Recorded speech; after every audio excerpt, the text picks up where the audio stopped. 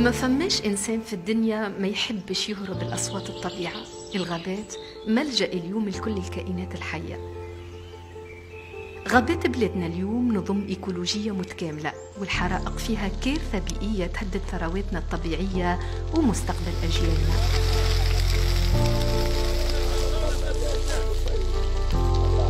تزايد الحرائق اليوم يأثر بالسلب على التنوع البيولوجي ويقلص المساحات الخضراء ويفاقم من آثار التغيرات المناخية.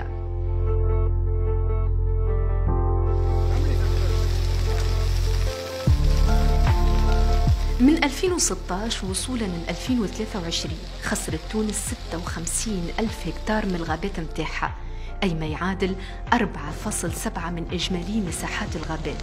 المساحات هذه كانت تنجم تكون سلاحنا أمام التغيرات المناخية اللي تتفاقم الوطأة متاعها كل نهار. صحيح أنه ارتفاع مستويات الحرارة لمستويات قياسية في 2023 بلغت 50 درجة حرارة، والسبب الأول لتواتر الحرائق هو العوامل الطبيعية، ولكن زادة ما ننساوش العوامل البشرية، لأنه عدد كبير من الحرائق اليوم يتسبب فيها سوء التصرف الإنساني في الغابات متاعنا بوعي ومن غير وعي أحيانا.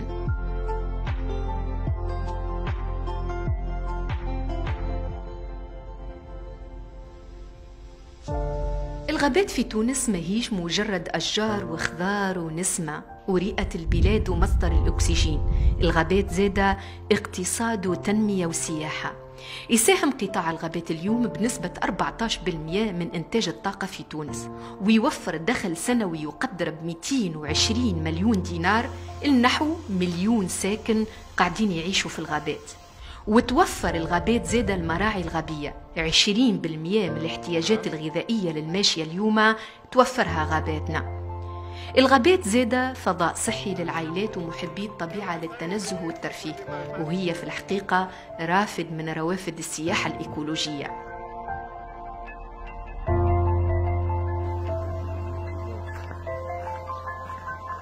خسائر غاباتنا اليوم هي خسائر تمسنا الناس الكل، وهذاك علاش اليوم جهودنا يلزم تتحد من أجل حماية الغابات متاعنا.